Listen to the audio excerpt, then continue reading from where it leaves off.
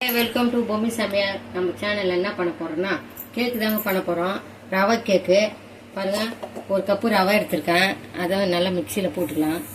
Mixie ஜாரில் அரை cup பால் எடுத்து வச்சிருக்கேன். அதையும் ஊற்றிப்போம். சர்க்கரை அரை கப்பு, 1/4 கப்பு தயிருங்க. முட்டை போடாமல் செய்கிறேன், அதனால் தயிர் போடுறேன். 1/4 கப்பு தயிர், 1/4 cup refined oil.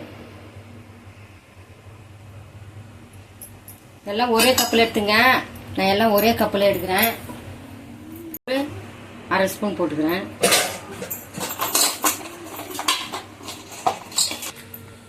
Packing soda 1/4 spoon போட்டுக்கிறேங்க.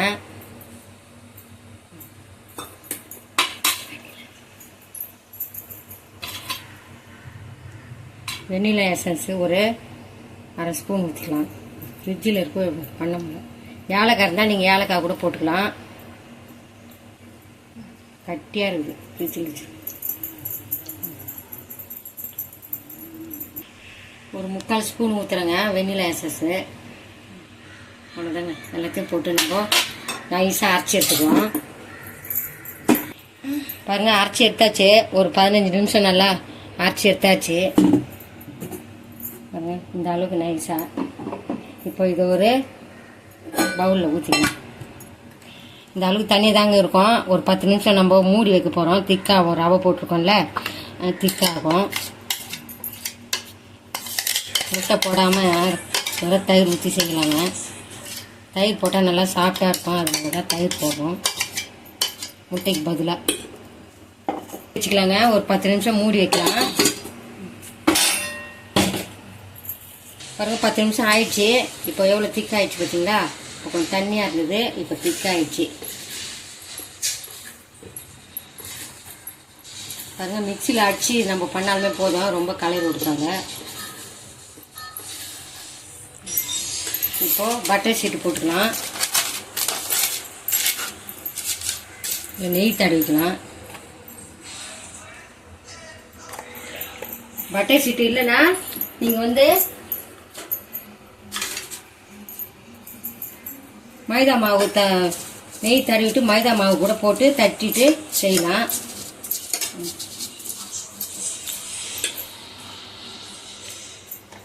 Butter ஷீட்டில் இப்போ நம்ம கேக்கு டின்னில் ஊற்றிக்கலாம்.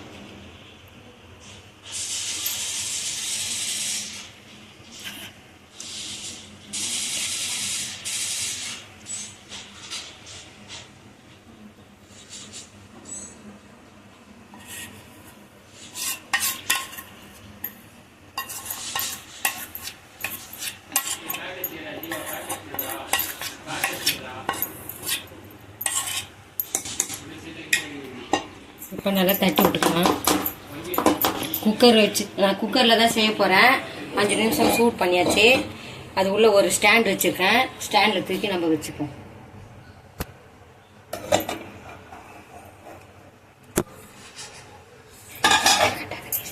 மூடி விட்டுக்கலாம். ஒரு 30 நிமிஷங்க கேக்கு ரெடி ஆகிடும். ஒரு 5 நிமிஷம் போட்டு நம்ம நட்ஸு போட்டா இருந்தால் போடலாம். 5 நிமிஷம் அப்படியே இருக்கட்டும். 30 நிமிஷத்தில் கேக் ரெடிங்க. கேஸ் கட்டெலாம் போடக்கூடாது, விசில் போடக்கூடாது. குக்கரில் தான் நான் செய்கிறேன். 30 நிமிஷம் ஆகட்டுங்க. நம்ம கேக் பார்க்கலாம். குக்கரில் வச்சு மூடி விட்டாச்சுங்க. லோவில் வச்சு நம்ம இதுவில் வச்சு நம்ம ஒரு 30 நிமிஷங்க கேக் ரெடி ஆகிடும். ரொம்ப ஸ்பீடாக வைக்காதீங்க. லோவில் தான் வச்சுருக்கேன். கேக் வச்சு 5 நிமிஷம் ஆச்சுங்க. நம்ம நட்ஸு போட்டுக்கலாம். ஃபஸ்ட்டே போட்டால் உள்ளுக்குள்ளே போயிடும். அதுக்காக தான் இப்போ போடுறோம். நான் வெறும் பாதாம் தான் போடுறேன்.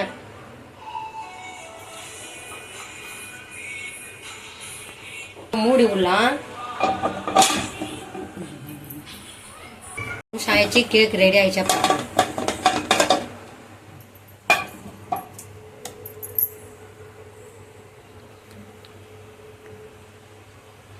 ரெடி ஆயிடுச்சு. கத்தி விட்டு பார்த்தேன், கத்தியில் ஒட்டாமல் வந்தது. கத்தியில் ஒட்டலங்க. ரெடி ஆயிடுச்சு. அடுப்பு ஆஃப் பண்ணிக்கலாம். ஆறட்டும். வெளியில் எடுத்து வச்சு கேக் எடுத்தாச்சு. கொஞ்ச நேரம் ஆறட்டும். அப்புறம் நம்ம தட்டில் மாற்றிக்கலாம். ஆறிடுச்சிங்க. கொஞ்சம் நம்ம கத்தியால் ஓரெல்லாம் எடுத்து விடலாம்.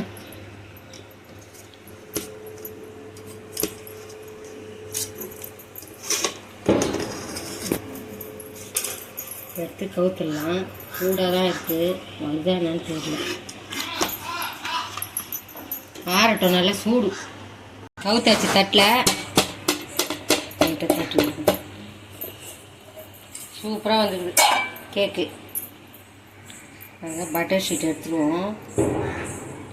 பாருங்கள், பட்டர் ஷீட் எடுத்துக்கலாம்.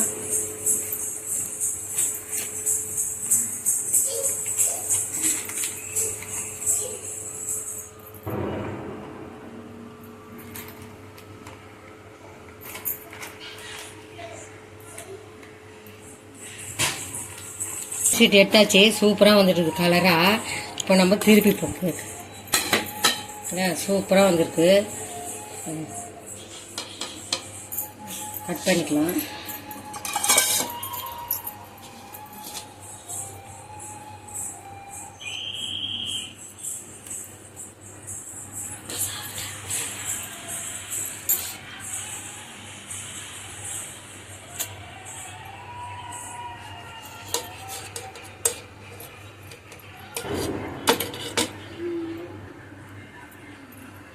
நல்லா சூப்பராக